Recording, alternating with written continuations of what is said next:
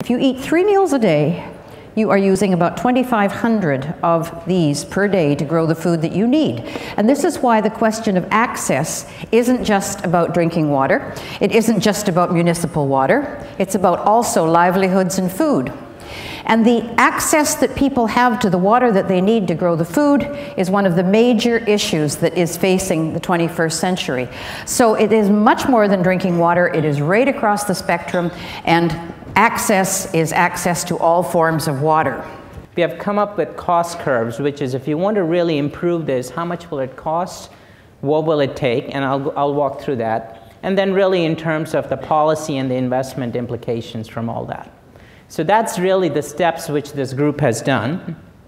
If you really start, I think the summary of this is, very simply put, we have a significant water resource challenge in more places than ever before. It's hard to look at this problem in aggregate because it's not an aggregate average problem. You really have to go down region by region. But the simple point is, if you look at the way things are being consumed right now and what's out there, this is an issue. What we are doing, the business as usual practices, will not close this water gap.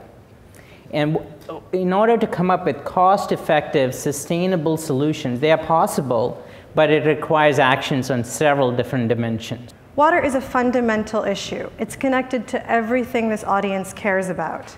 It's connected to human rights, health, agriculture, food security, energy, ecosystems, conflict, gender equity.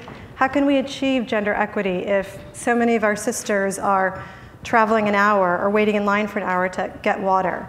Or our daughters can't attend school after reaching menstrual age because there simply isn't a toilet at school. There are many aspects of the water crisis. I want to mention one more, climate change. The most dramatic impacts of climate change are going to be effects on the water security of the global poor. For those global citizens who are just clinging on to the precipice of water security, climate change threatens to topple them right off.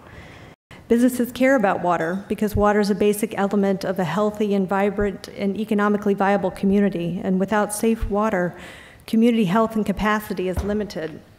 For the private sector, business continuity depends on sustainable access to fresh water. And again, this is a good thing. I think Michael Porter in the Harvard Business Review said it best. When a well-run business applies its vast resources, expertise, and management to problems that it understands and in which it has a stake, it can have a greater impact on the social good than any other institution or philanthropic organization. And water is one such issue, and it's an area in working with business that we can all come together. We can see by the scale of the problem, as Mina pointed out, we all have a role to play, and the challenge of any partnership is one of alignment and staying focused on what area you most want to impact.